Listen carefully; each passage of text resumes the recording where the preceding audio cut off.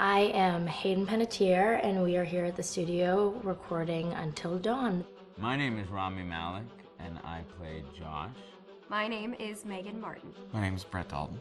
My name is Antonella Lentini, and I played Hannah and Beth. My name is Jordan Fisher, and I play the character Matthew, Matt for short. I'm Nicole Bloom, and I play Emily in the game. My name is Noah Fleiss. I am Galadriel Steinman, and I play Ashley.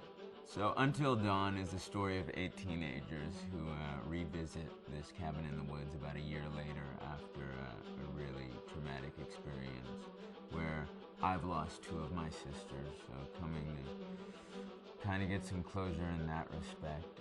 One of the things that Larry does really well is make these multi-layered characters, and I think for just the story in general, it follows the quintessential horror film plot lines, but the characters are so unique in themselves, and I think that's very cool. Oh, I hope this was the right thing to do. What? You know, getting everyone together on the anniversary. I mean, Josh seemed really pumped about us all doing something, didn't he? Yeah, no, he definitely did. I haven't seen him so excited about something in forever. Good, good. Sam and I have a few things in common, such as being huge lovers of animals, and she's a huge animal lover. She's vegan. She is a pacifist. I'm not quite sure if I'm gonna go as far as saying that I'm a pacifist, but she's spunky and cool. I know that she, I think, is made fun of a little bit by the rest of them who think that her morals and her beliefs in that area are a little ridiculous and they don't agree with them, but she doesn't care. It doesn't stop her from being herself, and that's something that I hope I have in common with her. You know, he definitely can be depressed at some times and a bit of a loner, but he takes some solace in one of his sister's friends, Sam, played by Hayden Panettiere, and invites everybody back to the same house the next year to kind of find some closure. Jessica she has a whole lot of personality. She is definitely the sort of mean girl character that, you know, at school she knows she's pretty, she knows that boys like her, and she's gonna use it to her advantage. He's got a big heart, and you can tell that that's very evident, especially how he treats his girlfriend, Emily, and you know, he's kind of a meathead, but in the best way possible. She really knows what she wants, and she manages to get that from whomever it is, whether it be Matt or Mike. You know, she's really driven, and I can definitely relate to that. My character is Chris, and he is what society might consider the nerd of the group, and he kind of embraces it. Ashley she's a little more serious than some of the other girls. She's definitely very intelligent and thoughtful. She kind of looks at the whole big picture of things. She's not quite as geeky as Chris, but they connect in a lot of ways. Mike is like big guy on campus. He's the class president who has some charm and has brain, and I don't know, people seem to like Mike. He gets away with a lot though. He can be kind of jerky. The fact that he really just kind of wants everyone to be happy, and he's a people pleaser, and I can definitely attest to being, you know, that guy. I'm always the friend that wants everybody to be happy and wants everybody to be taken care of, and that's definitely Matt. But also, like, this character is just so fun. I rarely get to play the bitch, and so it was really fun to do that. The spirit of things, seriously, what's wrong with you? Just trying to lighten the mood, Em. Don't be like that. Like what? The way you're being, you always get like this. I just think this is just the coolest thing to be a part of, and I just think it's going to take the world by storm. I really do. I think this genre is the wave of the future, and I think that once people see the potential behind it, of getting to interact with the drama that you're witnessing unfold in such a realistic way, that this is how entertainment's going to be from now on.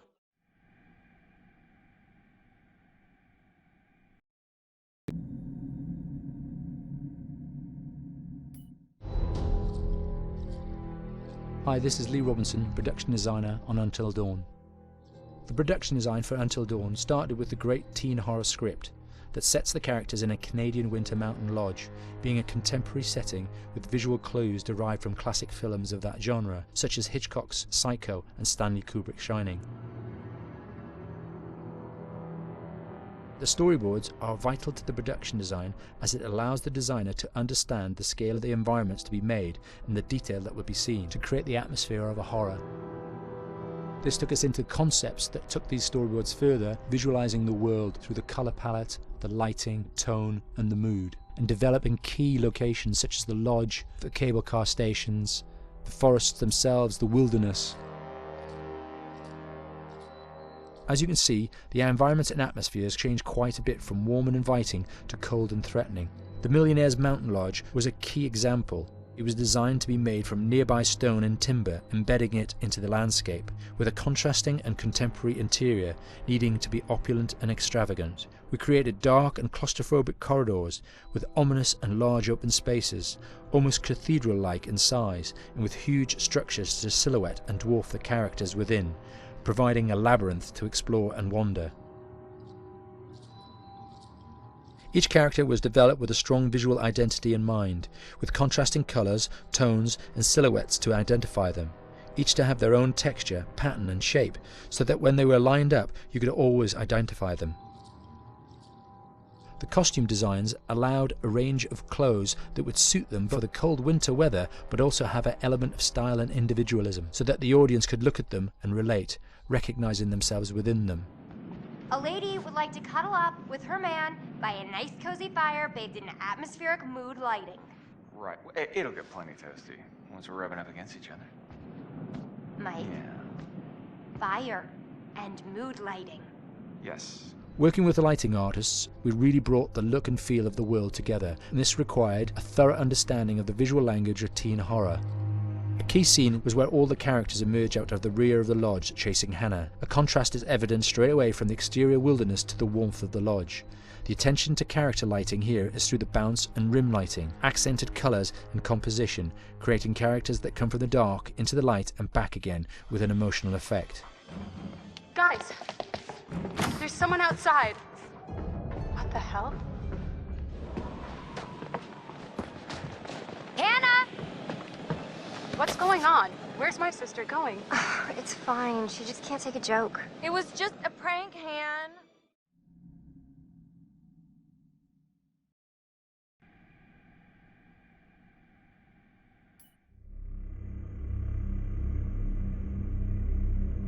Until Dawn is a game that's full of horror, and one of the things we decided to do early on was to take a scientific approach to how scary it was.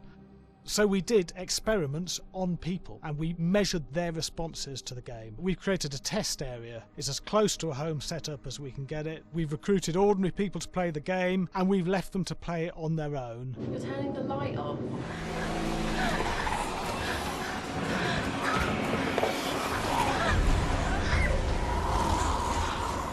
The only difference is it's rigged with cameras and microphones that relay the data through to the next room where people are watching them play.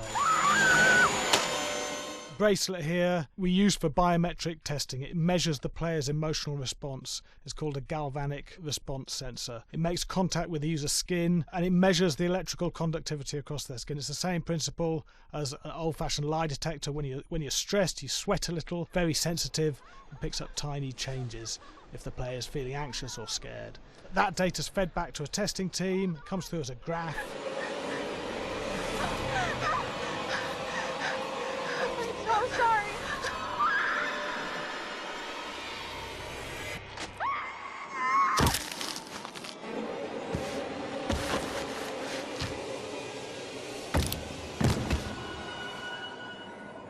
There's no point testing one or two people, you have to test a lot of people. What's your step? When we have a scare that's consistently has a measurable emotional response, then we knew it was good. If it didn't have that, it goes back to the team for improvement. The data doesn't tell us what's wrong with the scare, it only tells us if it's working or not. Wait, okay, so you hear that too, right? Josh. Here we have a chapter relatively early in the game. Weirdly regular. Nothing regular about it. We have to create tension and anxiety in the player so they are ready to receive the scare.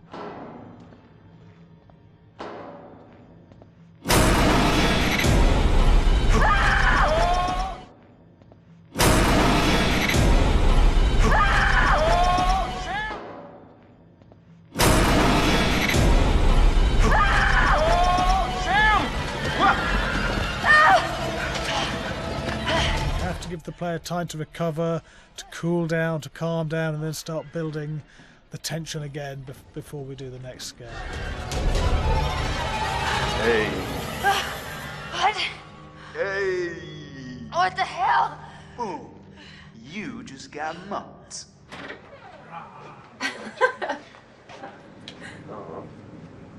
Yeah, I have such an adrenaline high from that game. There's two things we found. One is we could look at the scares, analyse if our expected scares were working effectively. Were people shrieking and covering their hands, or were they getting an emotional response from it? And being scientific about it means that we strip out people's opinions about whether things are working or not. We've got data, and we look at the data. If it's working, we're happy with it. Really scary. Bit scared and wanting to get away. I actually maybe a bit scared to play it on my own, but in a room with the lights on, yeah, with some other people as well, yeah, maybe. But because I'm a scaredy cat, I would play with someone in the room. And the lights on. It was one of the scariest games I've played in a long while.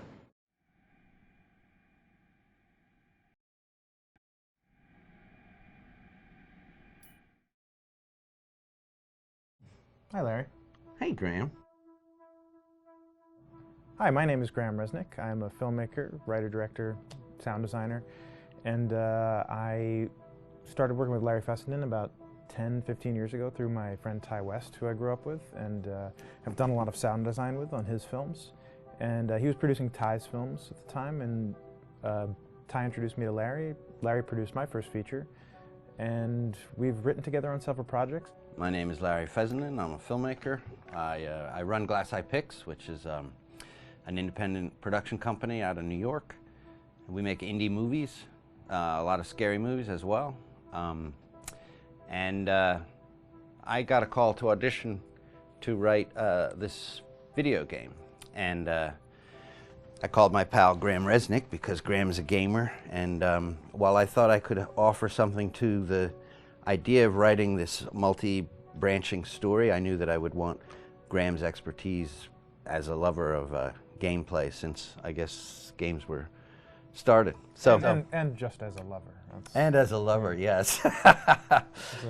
Which is why there's so many sex jokes in the game. There was one Italian website that did say the Larry that's Fessenden and right. Graham Resnick, the two lovers behind Until Dawn. Come here. Maybe I know how to handle you too. I am definitely ready to be handled. So I wanted Graham by my side. Yeah, and we got the gig, and it's been an amazing ride. Oh, hell yeah. Oh my god, she's taking her shirt off. What? Oh my god. Matt, what are you doing here? Hannah. I'm sorry, Hannah. This all got Don't out of mind, hand, just So in the game, the basic setup is that a year prior to the game's start, all these kids had gone up to a ski lodge that was owned by the parents of one of the kids, or a couple of the kids, and some of the teenagers played a prank on some of the other teenagers, and the terrible tragedy occurred when a few of them, two sisters, ran out into a blizzard, and were never seen from again.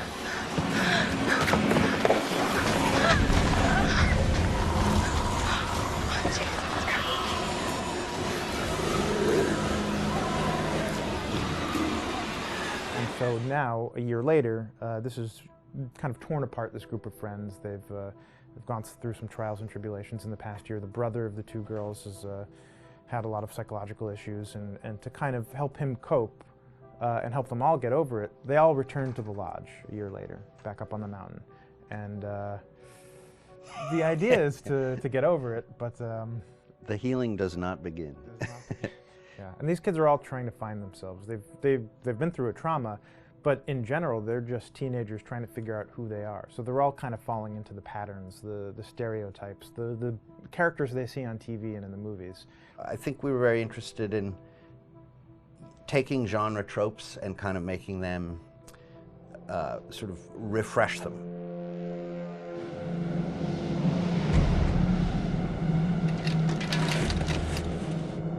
Hey, did you see that? Dad said it'd just be us this weekend. We're familiar with how slasher movies work. Most people have seen some horror movies, and we have established notions and preconceptions about the roles of the players in horror movies and how they talk and how they get killed and how they have sex. And to bring you into the game that way and then subvert a lot of those expectations was kind of our goal. They're haunted by some incident that happened in their past, which I think you pretty much figure out that that's going to have a role in their interaction. Yeah, so I think what was fun was we take some sort of stock characters and we try to give them some shape, but at least at the beginning they're recognizable in the way of groups of friends. There's, you know, the jock and the bitchy girl and the rivalries between everyone. And oh my gosh, and really fun characters too. Like we just had so much fun living in the minds of these characters through writing the script. What do you think? Jesus! You know, it was fun. I think we were looking to get that kind of banter that you Yeah. see both in movies, but also that you absolutely have with friends, and sort of those inside jokes. And of course, as writers and as friends ourselves, we sort of developed little tracks, and we try to give the characters that kind of vibe.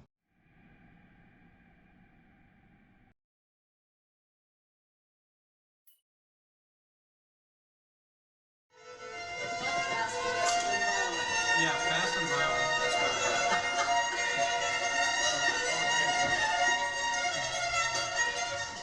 All right, from the top.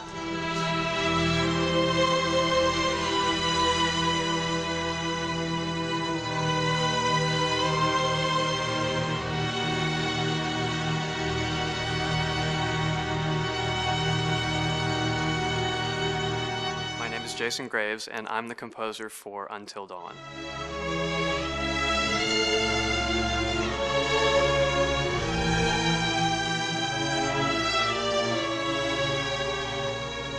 I've been involved with Until Dawn for about a year now. Originally, I was contacted by Barney Pratt, the audio director. I think that had something to do with my lineage of horror games, and hopefully not the fact that my last name is Graves, although a lot of people seem to associate my name with scary music.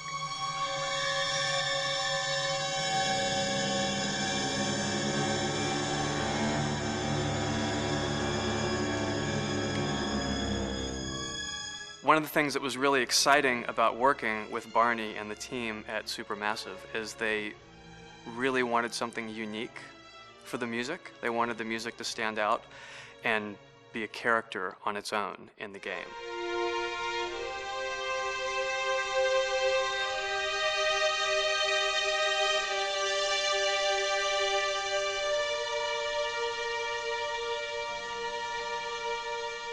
When I'm first starting on a new score, and it doesn't matter if it's film, television, or games, I always end up going to the main theme.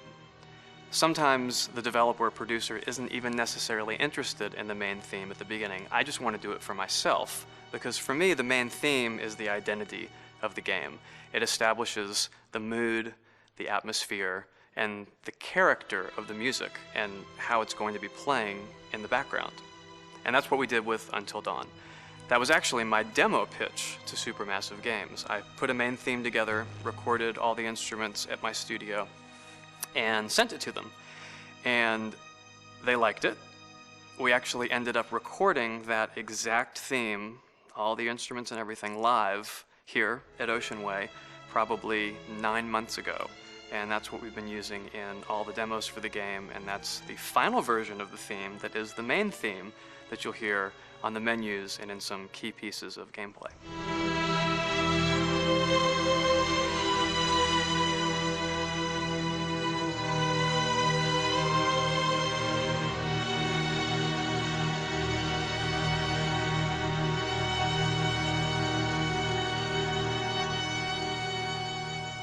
seem to have made a name for myself in horror.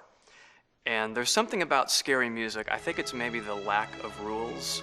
That the biggest rule in scary music is there are no rules, so you can do anything you want, and actually, if you end up doing things that don't feel like they would work out together, they kind of clash, and it ends up being even more effective for scary music. So that's what really drew me to Until Dawn, was the textures, plus writing thematic material that is interwoven with the scary textures. I haven't really done anything like that before. Usually it was just all tension all the time, and that's fun and it's great. But I'm actually at heart a very melodic composer. That's the kind of music I love listening to, and that's the kind of music I love writing. That's the kind of music I got to work on in Until Dawn. Very nice. Same thing.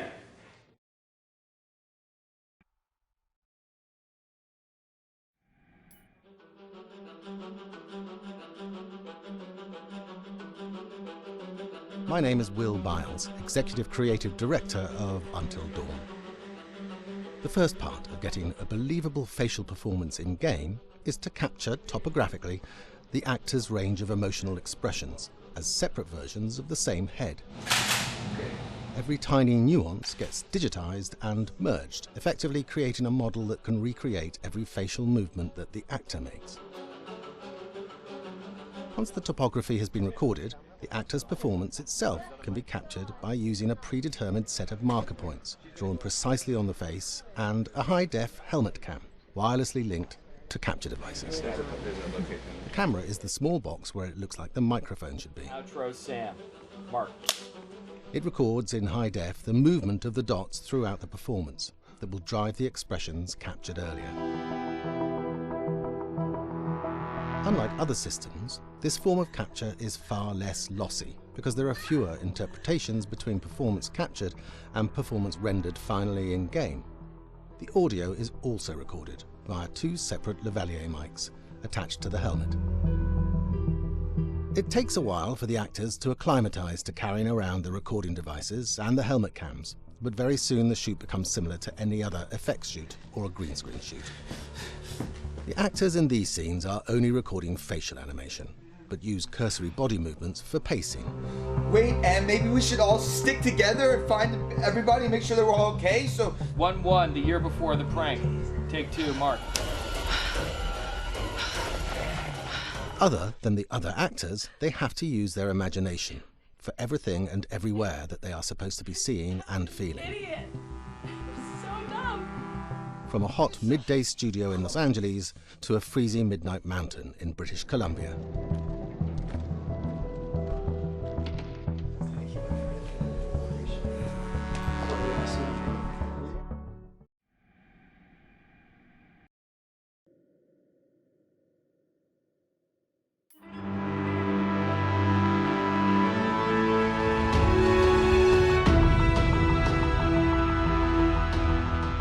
Until Dawn has a dynamic, ever-changing story, the facial performances and the body performances are recorded separately, with different systems.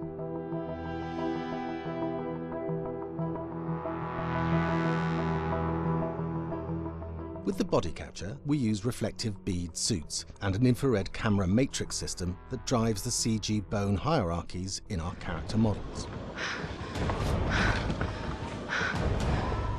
These performances cover everything from character locomotion, scene-specific performances, and stunt work, most of which was recorded at studios in Pinewood and Shepperton, near London. Anna! Hello? Combining all the elements seamlessly in the final game becomes a formidable editing and logistical task. Every variation, both physical and emotional, must be combined in these multi-edits. Scaffolding props have to stand in for the sets, because the hundreds of infrared cameras have to be able to see all of the reflective beads on the actor.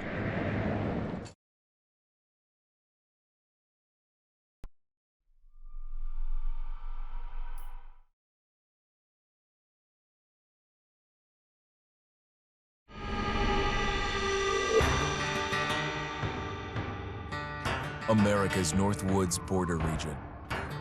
Within this land of 10,000 lakes and miles of dense timber, a hideous creature is believed to lurk. The North Woods is probably one of the last frontiers in America. There's still a lot of places in this area that hasn't been set foot by man. Monsters and mysteries exist here because it is remote. Up in the North Woods, winters are long. In times of biting cold and isolation, a devouring monster is believed to come forth. It's terrorized native people for generations. Growing up, I was told, like, don't go outside, the Wendigo will get you.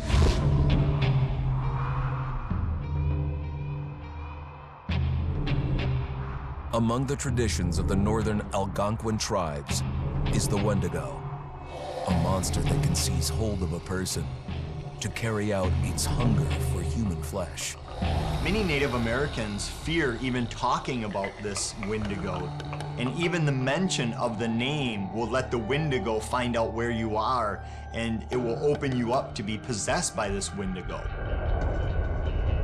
The most famous case of a Wendigo possession took place in 1879 in the deep woods outside of Edmonton, Alberta.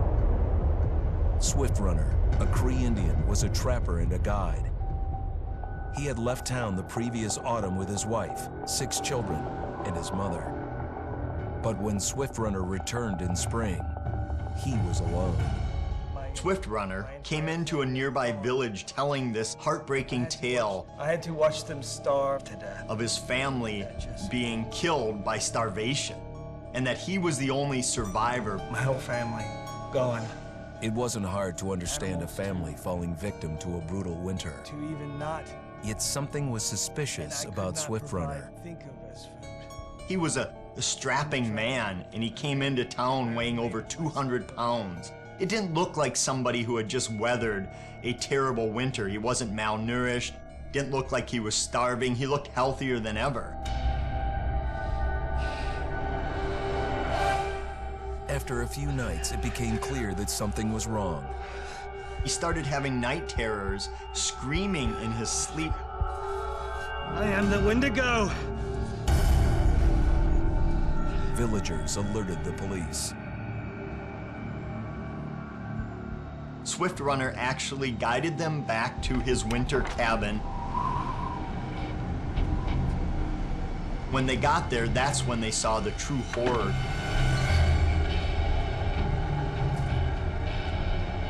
Human skulls were scattered around, many bones, some of which had been snapped in half, and the marrow inside had been drained. They had never seen anything like it. Swift Runner had killed his entire family, shooting them, hitting them with an axe, strangling, and then eating most of their bodies.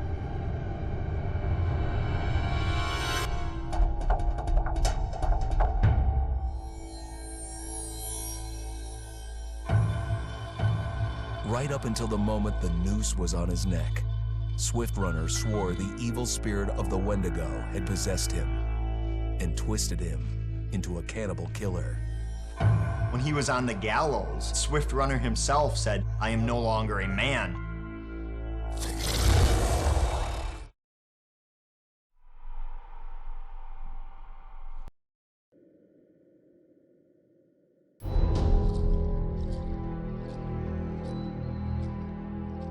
Just move over there. Go on, move. Let me say what I came to say. I'm here to tell you what you're up against being back on this mountain. You should never have returned. I don't know why you did after what happened last year. You mean with Hannah and Beth? Yeah, how could you know without being involved? I don't take kindly to you kids coming up here to my mountain. Your mountain. The mountain don't belong to me, it's true. But it don't belong to the Washingtons. This mountain belongs to the Wendigo. Hi, this is Lee Robinson, production designer at Supermassive Games. Understanding the ancient myths of the Wendigo was key for their development that helped the visual look. Through sketches and concepts, these elements were visualized, such as eyes being milky, almost dead, with loss of lips and eyelids due to frostbite, fangs growing and arms and legs getting longer, with skin hardening and thickening to look snarling and menacing, yet withered and lean. The hell was that?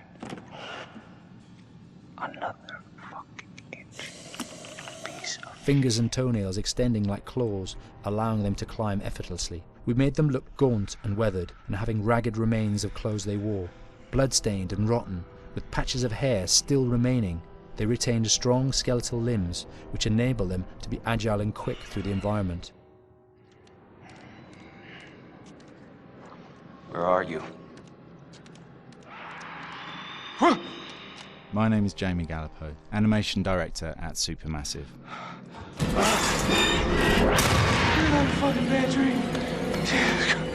The overall direction on the creature was to be very strong, to be extremely fast. We wanted a spider-like movement to the creature. 1 minute scampering to leaping and then crawling, almost instantaneous. And finally, we wanted the creature to have this real, uncontrollable thirst for flesh.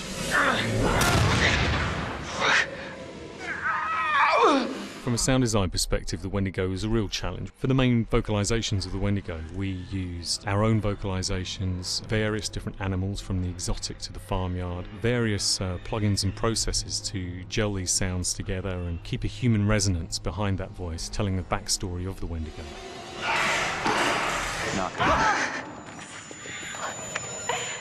During the chase sequences, the anger of the Wendigo is felt by encircling breaths, screams and screeches that essentially chase you as you're being chased by the Wendigo.